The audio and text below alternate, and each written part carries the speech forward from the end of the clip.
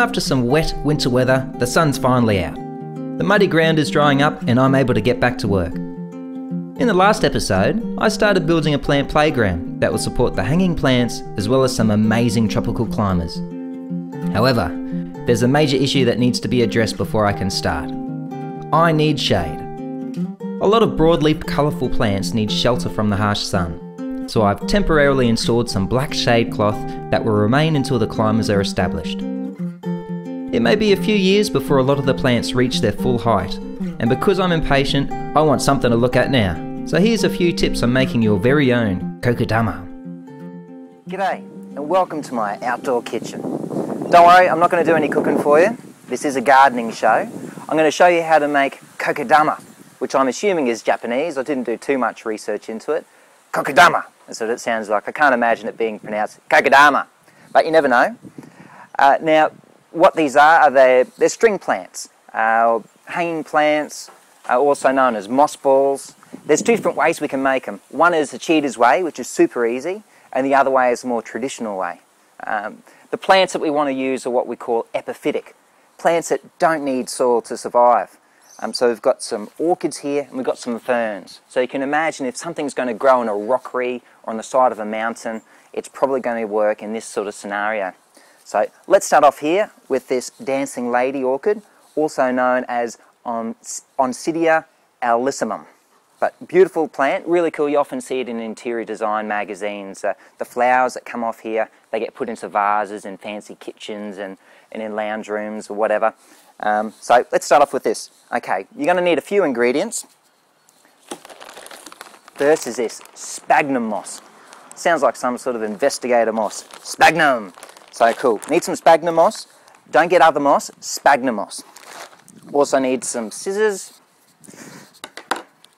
Spray bottle with some water, and we've got our collection of different coloured twine. This is just builder's string line. I found it really difficult to find some good twine. A lot of it, actually, once you go and tie it up, it unspins itself. So builder's string line should do. And I've got different colours here. You actually get a really cool effect once it's all hanging there. So we'll go with that. So first of all, with our dancing lady orchid, just going to cut away some of these roots. Now this is, as far as orchids go, this is just about as hardy as you can get. They like some sun, but not full sun. They really don't like any water or moisture at all. I've actually just had this sitting in a bucket and it's just multiplied probably for the last 2 years. You don't get flowers on it every year, probably every couple, I think it's every 2 to 3 years. But very cool. Once the flowers come out, yeah, very impressive. Okay, so we'll get stuck into our sphagnum moss here to start off. Now we've got the spray bottle because we want to try and keep our sphagnum moss nice and moist. That's going to make it a lot easier for us to mould.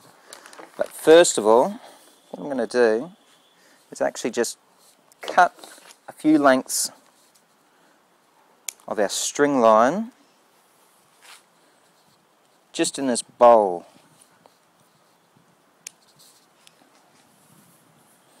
Okay, just like so. Get our dancing lady orchid. We'll just place it in there like that.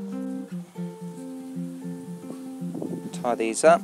Now look, if you can master the tie up, that's easily the most difficult part of this. Get our string. Pull off, I think, about 2 arms lengths. Then you just start to wrap around the plant just like that. So voila, there we go. That's a cheater's way of making Kokedama. Easy peasy, Japanesey. When placing out your Kokedama, try to make it as three-dimensional as possible.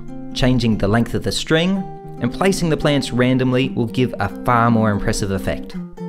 I'm using a spray bottle with a mix of seaweed, water and a non-ionic wetting agent to finely mist the plants daily. As a further experiment, I've also coated a few Kokedama in shade-loving grass. Here's one I made a week ago, and I'm thrilled to see a few emerging shoots. The view from inside is starting to take shape too. Next episode, I'll add the rest of the plants and give you some tips on choosing the right varieties.